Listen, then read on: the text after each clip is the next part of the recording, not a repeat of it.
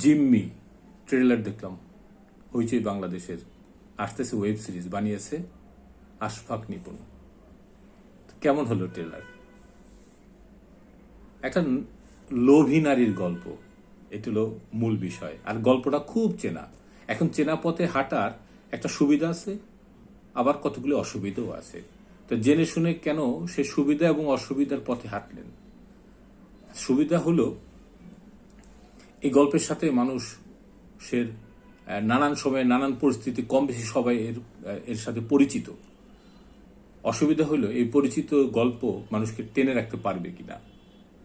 নির্মাতা হিসেবে সেই চ্যালেঞ্জটা তো নির্মাতাকে নিতেই হবে, প্রযোজনা প্রতিষ্ঠানকে নিতেই হবে। আসলে কোনো গল্পই অচেনা না, সব গল্পেই ঘুরে ফিরে চেনা। এখন কেমন হলো ট্রেলার দেখে কেমন হলো সেটা সার্বিকভাবে পরে বলছি। একটা জিনিস আমার কাছে খুব নোটিস করলো। জিনিসটা কি? একটা নারী, সে গান গাওয়ার চেষ্টা করছে, হয়তো সে পারছে না।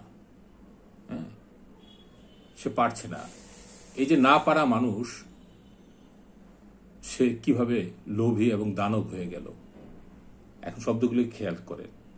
একটা হলো শিল্প সংস্কৃতি চর্চা করা, মানে গান করলো, তারপরে নারী এবং লোভী, তারপরে দানব হলো। এখন সিনেমাকে নানানভাবে দেখার সুযোগ আছে। সিরিজ সিনেমা একই, মানে বিষয়টা তো একই, এটা দৈর্ঘ্য প্রস্থ বা কাঠামোগত ব্যাপার। কিন্তু এই যে বিশ্লেষণ করার জায়গা থেকে এই যে ভিজুয়াল বা এই কন্টেন্ট বা এই যে এই ফ্রেমগুলিকে, এই নানান বিষয়গুলিকে কিভাবে বিশ্লেষণ করা যায়, হ্যাঁ, একজন চলচ্চিত্রের ছাত্র হিসেবে এটা বিশ্লেষণ করার একটা দায়িত্বও থাকে বা সুযোগ চলে আসে মাঝে মাঝে। আমি জানি না, কারণ যেহেতু সিরিজটা দেখিনি, নির্মাতা এখানে কিভাবে কি বুঝিয়েছেন, কিন্তু আমার কাছে যেটা একটা সংযোগ লাগলো, হ্যাঁ, যারা শিল্প সংস্কৃতি চর্চা করে তারা দানব হয়ে ওঠে কিভাবে, কোন ইতে অনেকগুলি যুক্তি দেয়া যায় যে এখানে স্ট্রাগলটাও দেখিয়েছে যে তার শখ পূরণ হয় না, সে পেরে ওঠে না, জীবনযাপন এত অসহনীয় পর্যায়ে যায় যে সেই সময়ের সাথে আর নিজেকে তাল মিলাতে পারে না, আরেকজনের বেতন হয় না হাজবেন্ডের। তারপর সে এক সময় ঘুষ নেওয়া শুরু করে এবং যথারীতি যা হয়, লোভ করলে পতন হয়। এটা সার্বিকভাবেই প্রচলিত আছে এবং এটার জন্য আলাদা করে এটা রকেট সায়েন্স না যে অনেক উদাহরণ দিয়ে বুঝাতে হবে। একবার শিল্পীদের লোভ দারিদ্রতা নিয়ে কথা হচ্ছিল। আমাদের কোন এক অভিনেতাকে, আমি এই মুহূর্তে নাম ভুলে গেছি, সরকারের মন্ত্রী বা উচ্চ পর্যায়ের লোকেরা বলল, কারণ শিল্পীরা তো প্রায় অনুদান নেয়, অসুস্থ হলে চাঁদা তোলে, তারপরে সরকারি তহবিল থেকে তাদের সাহায্য লাগে। হ্যাঁ, তখন ওই লোকটা বলছিল, আচ্ছা শিল্পীরা তো গরিব কেন? তখন ওই অভিনেতা বলছিলেন যে ওরা চোর না, এই জন্য। আপনারা যারা অনেক টাকা কামান তারা তো আমাদের অংশ থেকেই নেন নাকি? ওই টাকাটা তো আর অন্য জায়গা থেকে আসে না।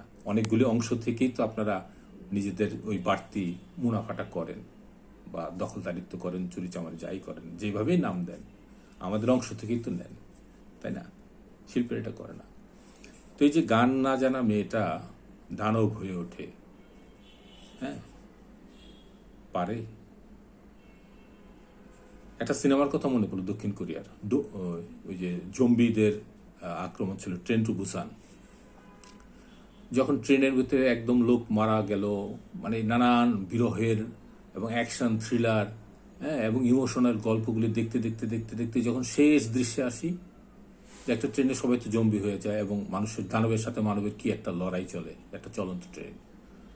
যখন শেষ দৃশ্যে আসি তখন একটা কিশোরী বেঁচে যায়, ছোট্ট কিশোরী, 8-10 বছরের, আর একজন নারী। তো ওরা যখন বেঁচে ফিরছিল একটা ট্যানেলের ভেতর থেকে, ট্যানেলের আরো দূরে কোরিয়ান সেনাবাহিনীর লোক ছিল, ওরা স্নাইপার নিয়ে বসে আছে, তাক করে আছে যে আসলেই গুলি করে দিবে। হ্যাঁ, তখন একজন সেনাবাহিনীর সদস্য বলতেছে গুলি করে দেই, একজন বলছে রাগ, এটা মানুষ নাকি জম্বি এটাকে নিশ্চিত হইতে হবে। মানে হাঁটা দেখে তো অনেক সময় দূরের অন্ধকারের থেকে বোঝা যায় না যে এটা মানুষ না জম্বি জম্বি। তখন এই মেয়েটা গান গাইতেছিল, এটা বিরহের গান, ভাষা না বুঝলেও অন্তরে লাগে, কানেক্ট করতে পারি। তখন এই গান শুনে সেনাবাহিনী নিশ্চিত হয় এরা মানুষ। তো আমাদের সিনেমাটার গল্প, চিত্রনাট্য, দৃশ্যায়ন কেমন হয়েছে সেটা তো আমরা এই সিরিজটা দেখার পরে বুঝতে পারবো। তবে যেটুক দেখেছি আমার কাছে ভালোই লেগেছে। দৃশ্যায়ন, ক্যামেরার কাজ, সংলাপ, বিশেষ করে কিছু হিউমারও আছে, সেটা বোঝা যায়। আবার একজন সহজ সরল মেয়ের দানব হয়ে ওঠার গল্প এবং হয়তো তার পতনের গল্প। তো ওই যে একজন শিল্পী কখনো দানব হয়ে ওঠে কিনা, উঠতে পারে কিনা, এই সময়ের প্রেক্ষাপটে বলা যায় যে শিল্পীরা নানান দলে বিভক্ত। কেউ আওয়ামী লীগ করে, কেউ বিএনপি করে, কেউ জাসাস করে, কেউ ওই যে বঙ্গবন্ধু সাংস্কৃতিক জোট, অমুক জোট, তমুক জোট। শিল্পীরা তখন আর দেশের থাকে না, তারা দলের হয়ে যায়। দলের হইলে যেই দল ক্ষমতা থাকে সেই দলে তারা খুব মুক্ত পাখির মতো বিচরণ করে, প্রভাব খাটায়, দল শেষ তারাও ভাগে, পলায়, আবার আর এক দল আসে, পলায়। এই মানে ইন্দুর বিলাই খেলার মতন চলছে। শহীদুল জহিরের একটা গল্প আছে পুরান ঢাকার, ইন্দুর বিলাই খেলা। মানে একজন ইন্দুর শহরে কতগুলি বিলাই আছে, এখন যে নতুন আসে ওরা ইন্দুর ডিক্লেয়ার করে, তারপর ওরা লৌডের উপরে রাখে, ওরা লৌডের উপরে রাখে। তা আমাদের শিল্প সংস্কৃতিতে এখন ইন্দুর বিলাই খেলা চলতেছে। যারা ক্ষমতায় আসে অন্যদের লৌডের উপরে রাখে, অথবা ওরা নিজেরাই ভয়ে লৌডের উপরে থাকে। দুইটাই চালু আছে।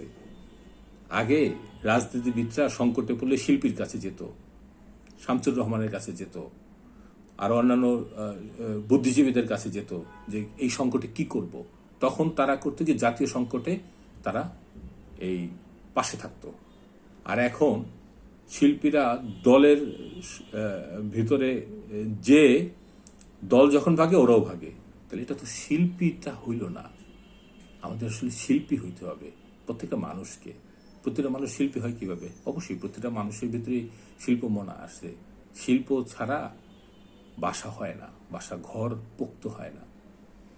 আমাদের এই শিল্পমনাটা নষ্ট হয়ে যাচ্ছে, আমরা দানব হয়ে উঠছি। সেটা ভিন্ন প্রসঙ্গ, কিন্তু ভিন্ন প্রসঙ্গ হইলেও আবার এক ধরনের প্রাসঙ্গিক। কারণ জীবনযাপনে রাজনীতি, অর্থনীতির বাইরে জীবনযাপনের কোনো লাইন নাই। তো শুভকামনা এই জিম্মির জন্য। আসলে আমরা সবাই জিম্মিই আছি, লোভে, পদে, চেয়ারে, পদবি দরকার, পুরস্কার দরকার, এইসবে শিল্পীরা এই করে। রাজনীতি না করলে তো পুরস্কার পাবে না। যারা পুরস্কার পায় টানা পেতেই থাকে, ভিন্ন দলের ভিন্ন মনোভাবের মানুষদের নেন। আর যারা একটু দেশের কথা বলে তারা এই দলও পছন্দ করে না, ওই দলও পছন্দ করে না। এরা মনে করে ও ওর লোক, ও মনে করে এদের ওর লোক। এদের আবার জায়গাটা একেবারেই নাই। বিষয়টা একটা পিকুলিয়ার জায়গায় চলে গেছে। যাই হোক, ধন্যবাদ জানাই। একটা ভালো প্রোডাকশন হয়তো সম্ভবত আমরা দেখতে যাচ্ছি। পুরো টিমের জন্যই শুভকামনা। হইচইয়ের জন্য, আশফাক নিপনের জন্য। জয়া আহসান দীর্ঘদিন পরে ফিরছেন, নিশ্চয়ই দারুণ কিছু হবে। আর উনি তো নিঃসন্দেহে এই সময়ে মোটামুটি সেরা পারফরমারদের মধ্যে একজন। শুভকামনা জয়া।